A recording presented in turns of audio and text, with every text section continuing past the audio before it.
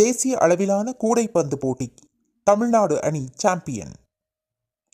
காரமடை எஸ்விஜிவி பள்ளி மாணவிகள் தங்க மெடல் பெற்று சாதனை. தேசிய அளவிலான கூடைப்பந்து போட்டி ஹைதராபாத்தில் நடைபெற்றது. இதில் இந்தியாவிலிருந்து பல்வேறு மாநிலங்களிலிருந்தும் அணிகள் பங்கேற்றன. தமிழ்நாடு சார்பில் 13 வயதுக்கு உட்பட்டோர் அணி தேசிய அளவில் முதலிடம் பெற்று தங்கப்பதக்கம் மற்றும் கோப்பையை வென்றது.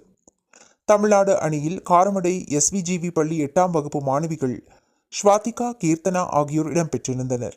சிறந்த விளையாட்டு வீரராக ஸ்வாந்திகா தேர்வு செய்யப்பட்டு 50,000 ரொக்க பரிசு பெற்றார். தமிழ்நாடு அணிக்கு முதல் பரிசாக ரூபாய் 3 லட்சம் ரொக்க பரிசும் கோப்பையும் வழங்கப்பட்டது. காரமடை எஸ்விஜிவி பள்ளி கூடைப்பந்து பயிற்சியாளர் மாரியப்பன் தமிழ்நாடு அணிக்கு பயிற்சியாளராக இருந்து வெற்றியை தேடித்தந்தார். சாதனை புரிந்த மாணவிகளை எஸ்விஜிவி பள்ளி தாளாளர் டாக்டர் பழனிசாமி, முதல்வர் சசிகலா, நிர்வாக அதிகாரி சிவ சதீஷ்குமார் மற்றும் அறங்காவலர்கள், பள்ளி ஆசிரியைகள் பாராட்டி வாழ்த்தினார்கள்.